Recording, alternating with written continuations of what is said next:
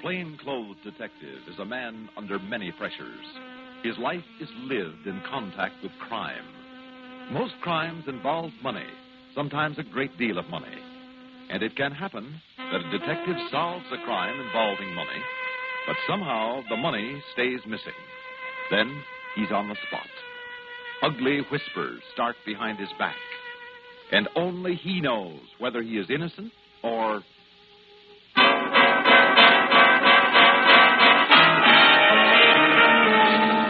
Sure, there was money missing. 60 grand, to be exact. Tony Belmont and two hoods took it away from the Summit Finance Company by holding up one of their messengers. But I thought I recognized the description the messenger gave of the leader, and I brought in Tony. But I didn't bring in the money. And 60 grand's a lot of dough. So there was bound to be talk. Well, talk's cheap. And I wasn't surprised when I walked into the precinct house and got a sour look from Sergeant Brunson on the desk. Hello, Brunson. What's booked? Hello, Dresser. Don't be so enthusiastic. It's bad for your heart. I said, what's booked? A couple of break-ins, kid stuff, no money in them. What's that supposed to mean? I wouldn't know, Dresser. I want to see Sloppy Peters. Where is he? You could look downstairs on the pistol range. Thanks, I think. I went down the splintered old stairs to the pistol range in the basement. Sloppy Peters was my sidekick. He usually dressed like a scarecrow after a bad winter. If he ate soup, Sloppy spilled it on himself.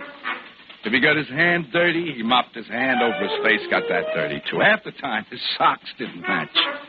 But he knew his job. Down on the range, Sloppy was popping away with his police special. Hiya, Sloppy. Hiya. Hey, Sloppy, I said hello. Yeah, I heard you. Hey, what's eating you? Why should anything be eating me? Well, that's what I'm asking you. Hey, you're holding your gun wrong again. Let me show you.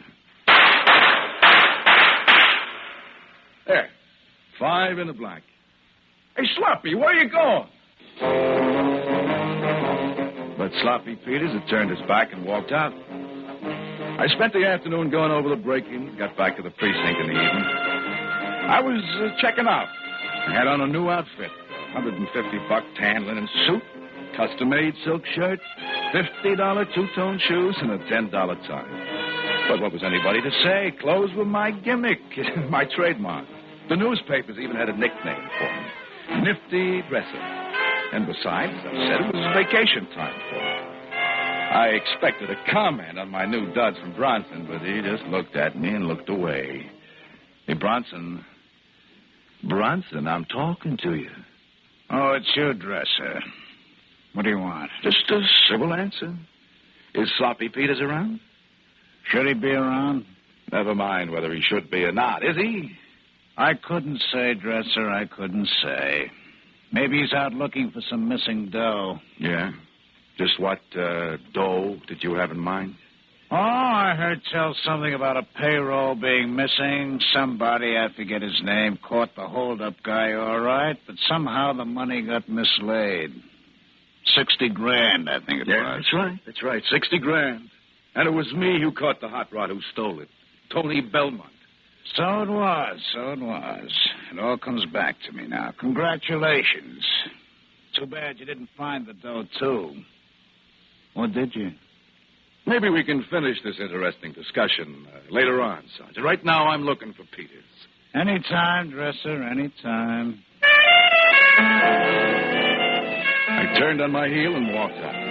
By now, the talk was all over the precinct that Sloppy had broken up with his old sidekick, Nifty Dresser, because of this missing 60 grand in hold-up loot. But I had to find Sloppy. So I started making the rounds. A little later, I dropped into the Ace Bowling Alley on 10th Avenue to have a little chat with Ace himself.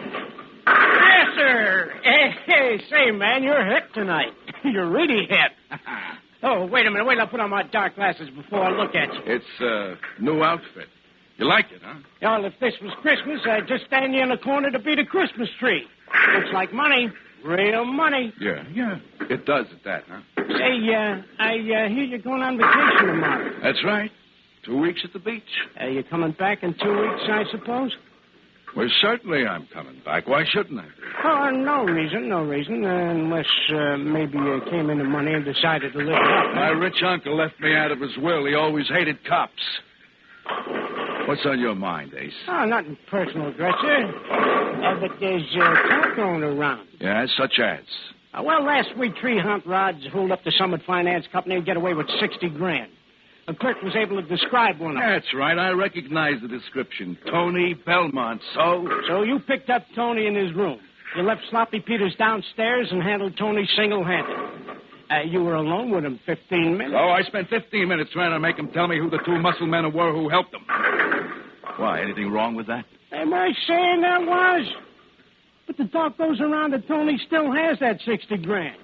He hadn't split it up yet. Tony isn't talking, of course. Tony never talks. But there's some people who think that $60,000 is still around. Well, of course it's still around. Everybody, including my sidekick, Sloppy Peters, thinks I got my mitts on that $60,000 and then latched onto it, right? That's the talk, Dresser.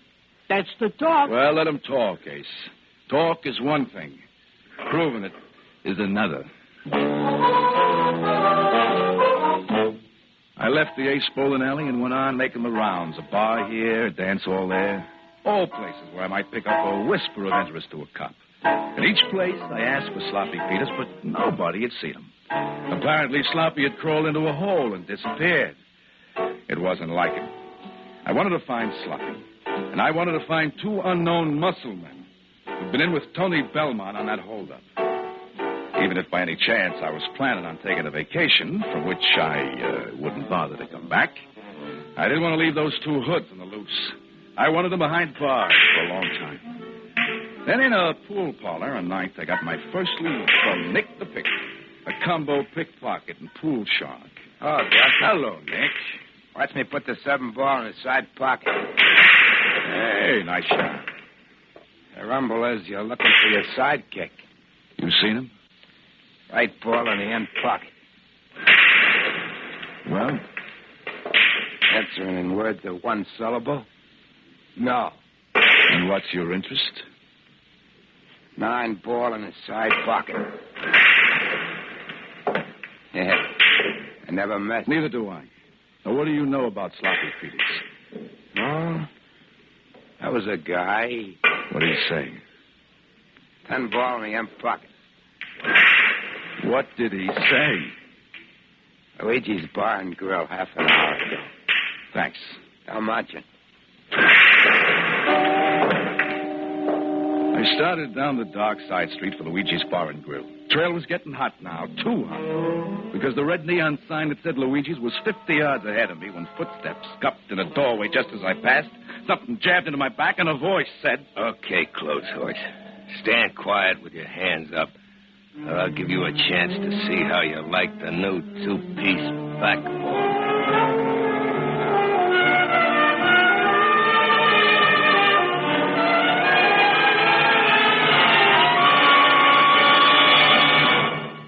In just a moment, we will return for the second. It was a gun in my back.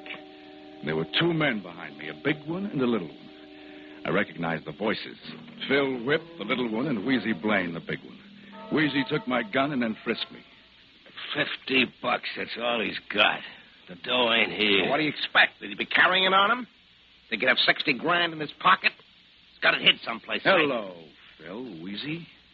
So you two mental giants were the ones in on the finance company hold up with Tony Belmont. Shut up, Dresser. We'll do the talking. So you laid a trap for me, huh? You knew I was looking for Sloppy Peters. You left word he was in Luigi's to get me to come this way. All right, since you feel so much like talking, talk. About what? About where you hid the stuff. What stuff? Let me slap his ears, Phil. That'll make him Shut talk. up. I'll slap your nose. Professor, we know you got that $60,000 hid someplace. You know more than I do. Okay, you're asking for it. Oh. Now let me clip him one, Phil. I'll clip you. Just keep your eyes open so we ain't interrupted. Okay, Phil. Okay, but he's gonna talk. He'll talk. He'll sing like a quartet. Now listen, Dresser. I'm listening, but so far I don't hear much.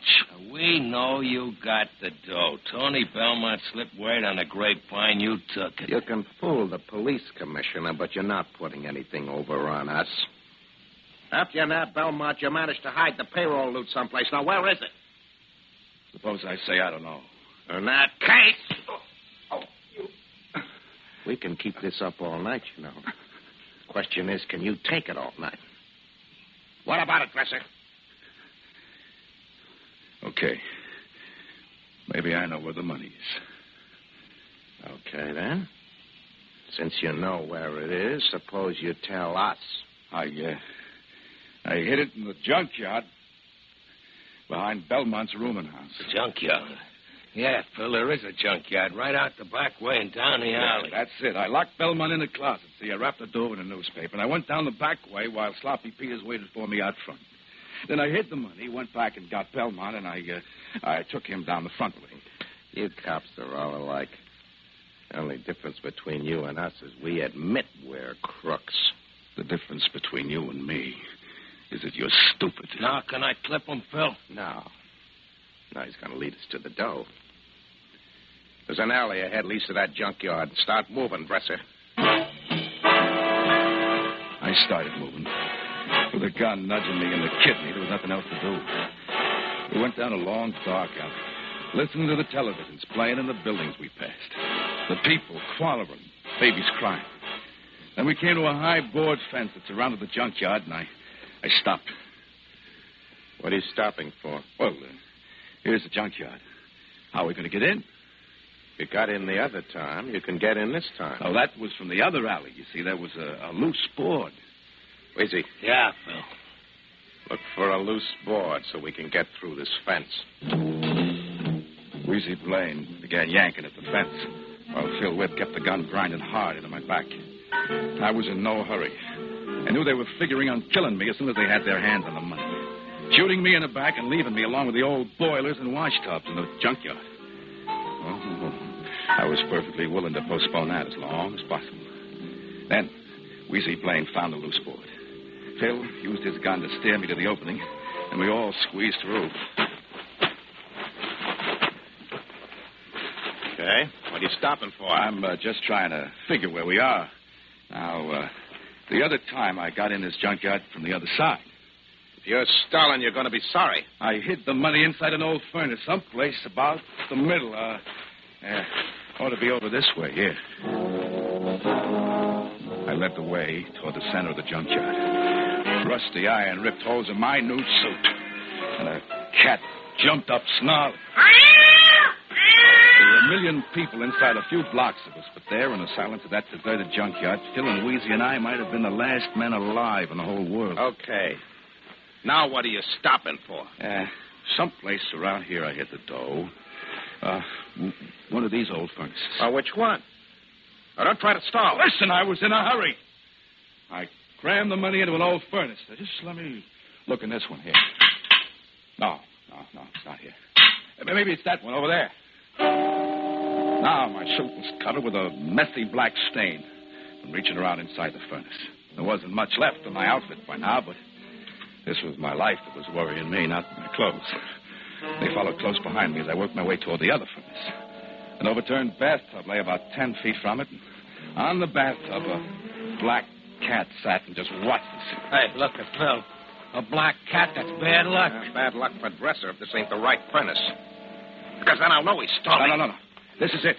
I'm positive of it. Yeah, the package is right inside the firebox. Here it is. It's right here.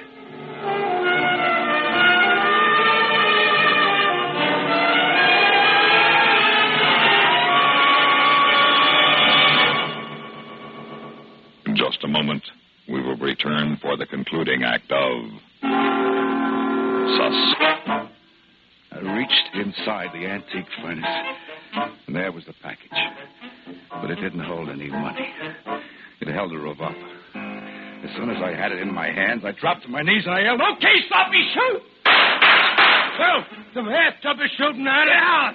But the quick dresser up, fix your wagon! I ducked behind some scrap iron. Before Wheezy Blaine could find cover, he grunted and fell over an old washtub and lay there. Phil Whip started to run. I couldn't get a shot at him. But the bathtub that Sloppy Peters was hiding under heaved and jerked and toppled over. Sloppy stood up, a 6-foot scarecrow, and lifted his gun. Bill Whip fell into some rusty machinery and lay there, not even moving. Sloppy Peters put his gun away and came over to help me up. I had gotten tangled up in some loose wire. Okay, Johnny. Give me a hand. That's it. Oh. Thanks, Sloppy. Now, let's find the money. It's here, is it? Well, sure it is. I told you it was. In the same boiler where I had the gun hid. I'd get it right out. Yeah, here it is. In the pillowcase, I dumped it in after I cuffed Tony Belmont. Yeah. Stayed just as safe as in a vault. Let's have a look at it. Sure. Pretty, isn't it? Yeah, very pretty. Now, let me have it. Let you have it. All of it. Now, don't argue, Johnny. Your gun? What the devil? The money, Johnny. You want all of it? All of it. Start walking, Johnny, toward the street. And don't hurry. We have a little trip to take. With Sloppy Peters' gun nudging me, I did what he said. Oh, I was tired of having gun to my ribs. But his grim look told me he wasn't fooling. We hailed a cab. It took us to headquarters, and then we walked up to see the commissioner's office. Sloppy put the pillowcase of money on the commissioner's desk and told him the story. Do I understand, Detective Peters, that you are charging Detective Dresser with trying to appropriate this $60,000 for himself? Yes, sir. I hate to do it. Believe me, Johnny, I'd rather cut off my arm. There's nothing else I can do. He had a smart scheme to get Wheezy Blaine and Phil Whip out of hiding, but I could tell he was planning to keep the money. I pretended to go along with him, sir, in order to locate the money. Excuse me, Detective Peters. Well, Dresser, I guess you're a better actor than you realize. Your looks that way, sir. Actor, Commissioner? I don't understand. Your partner came to me 3 days ago, Detective Peters, and told me where the money was and what he was planning. I gave him my okay, even to leaving the money hidden. Because there are a lot of ears in this city, and if the money was actually turned in, someone might have talked. Yeah, you mean, Johnny, you were just acting like a crooked cop? Weren't you? When you took that money from me, after all, 60 grand, huh? Is 60 grand. Yeah.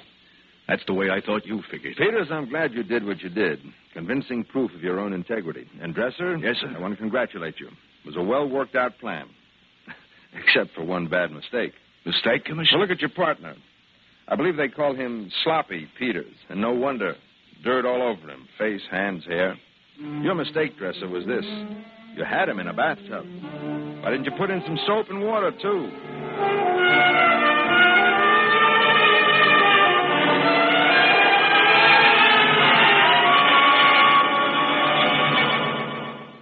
Suspense. You've been listening to 60 Grand Missing, written for Suspense by Robert Arthur. Heard in tonight's story were Bernard Grant as Dresser. Others in the cast included Ralph Bell, Leon Janney, Sam Raskin, Joseph Julian, Mason Adams, Michael Caine, and Nat Poland. Listen again next week when we return with Daisy Chain, written by Robert Forrest. Another tale well calculated to keep you in Suspense. The Kingston Trio next, followed by latest CBS News and Have Gun Will Travel.